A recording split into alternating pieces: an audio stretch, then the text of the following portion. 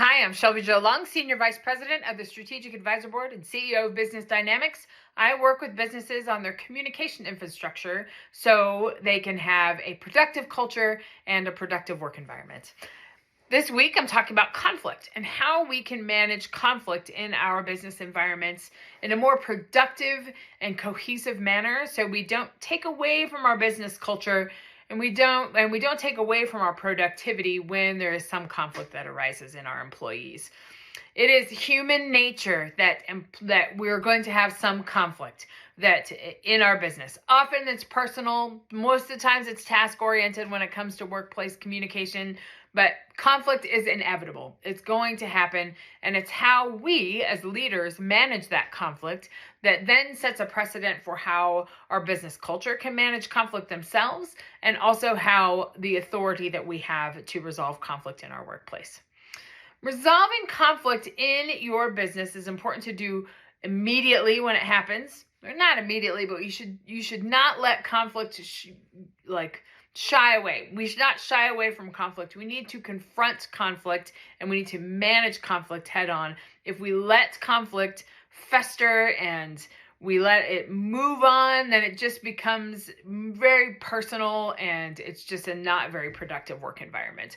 So of course, addressing conflict head on is important, but there are some actions that we can take as CEOs and leaders of our business that can help our employees understand to avoid conflict or to resolve conflict themselves so we don't have to be a part of that.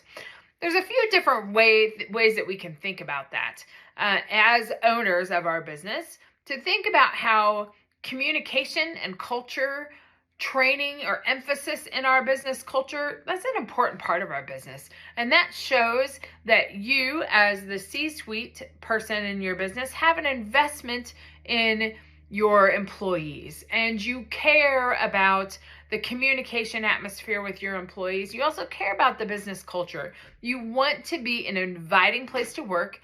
You want to retain your employees and have everybody on equal footing so they understand that their investment in the business and their work is for the greater good of the business.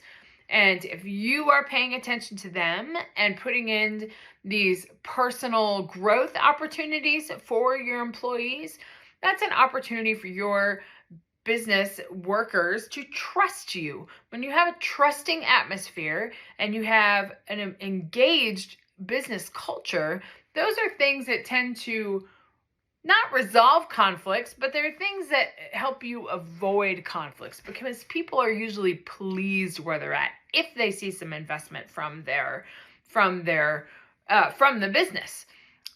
Many people that get frustrated with work and that seem overloaded don't have that open atmosphere with their managers, and that often creates a very conflict-inspired environment, and then they start picking at each other. It's just like being at home with your family. If people aren't fed, if people don't have roofs over their heads, or they don't have normal sleep schedules, then it creates conflict. And that same thing happens in business. If we aren't taking care of those basic human needs and we don't see that investment from our managers and our emphasis on the business culture, then conflicts tend to arise. So we can be proactive as managers and be proactive for developing our business culture to be able to help them resolve conflicts in the future and help our employees understand that our business is invested in their own well-being. I work with businesses all the time on their business culture and their leadership structure.